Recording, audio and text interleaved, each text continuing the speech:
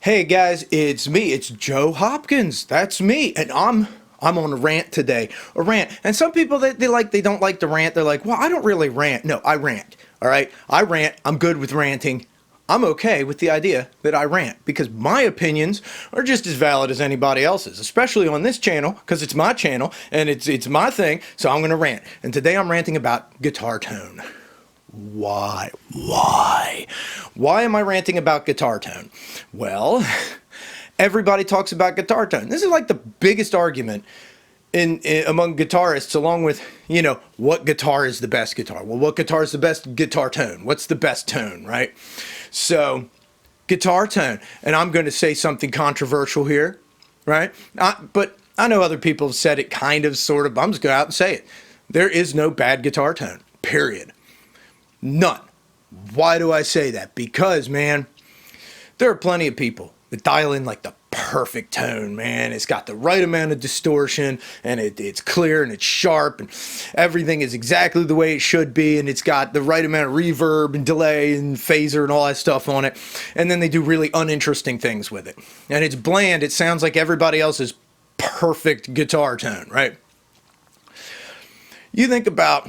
And let's go back. People have examples of like what's supposed to be bad guitar tones. Of course, they bring up stuff like the Kinks or the Rolling Stones. I'm going to go back to the old bluesmen, right?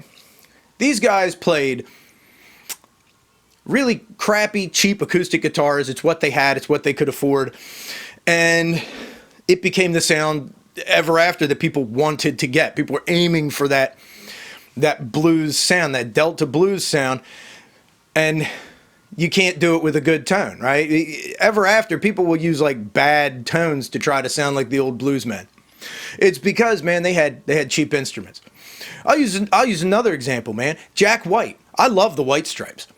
A lot of those tones are horrible by a lot of standards, but they work, man, and they're interesting. And that's the important thing. You don't want to be bland. You want to be interesting. There is no such thing as a bad guitar tone. And there isn't even such a thing as a bad guitar player. And I know, that's horrible to say. You're not a bad guitar player. Because a lot of people who are mediocre guitar players, or even bad guitar players, have done interesting things. And that's the key. You want your music to be interesting. People listen to interesting music. Not music that's put together perfectly and has the right tones and has the best guitarist that ever was. And you can have all the best pieces and do something boring with it. So do something interesting.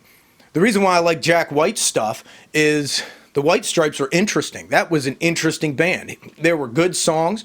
The tone was interesting. Now it helped that he didn't have a bass. I mean, you can have a lot of that boomy low end that would come out really muddy in other mixes, but it's just guitar and drums. So you have more sonic space to play with. That's another thing you have to keep in mind with tone. Listen to, and a lot of people put these on YouTube, isolated tracks of things. Listen to isolated tracks of some of your favorite 80s metal guitarists, right? And you'll find a lot of times it sounds really thin when it's isolated. It doesn't in the mix, but it does when it's isolated, and that's because they have to make room for the bass and the drums and two guitars and all that kind of stuff. And if you're recording two different guitar tracks and panning them left and right, it can be a good idea to make the two guitars sound different. Use different guitars, different tones, all that kind of stuff. But man, there isn't such a thing as a bad guitar tone. There are uninteresting guitar tones. There are a lot of guitar albums out there where you have amazing guitarists that play amazingly and they have the perfect tone, and it's just boring. And that's what you don't want. You don't want boring music. You want it to be interesting. You want somebody to listen to it and go, wow, that's pretty cool. I like that. That's an interesting thing, And sometimes you can do that with a really crappy guitar tone, whether it's electric or acoustic. Just find the tone you like. Look for interesting sounds, not, quote, good sounds. Don't let anybody tell you what's good. Don't let anybody tell you what's good when it comes to tone or playing. If you're, according to most people, not a very good guitarist, and your tone is, you got like a cheap practice amp and the tone isn't that great or whatever, it doesn't matter, man. Find something interesting with it. It's like with vocals. There are a lot of people that have not the best voices, necessarily, but they're interesting. And people find their voices interesting. And that's what's important. It's the same with guitar. You're playing guitar, that's if you're a guitarist, that's your voice. That's your voice, and you want an interesting voice, and find where it fits, man. Try playing songs in a different way that works with the tone you have. Try playing songs, you know, if you have a really crappy tone, work on it. Find something that sounds good with what you have.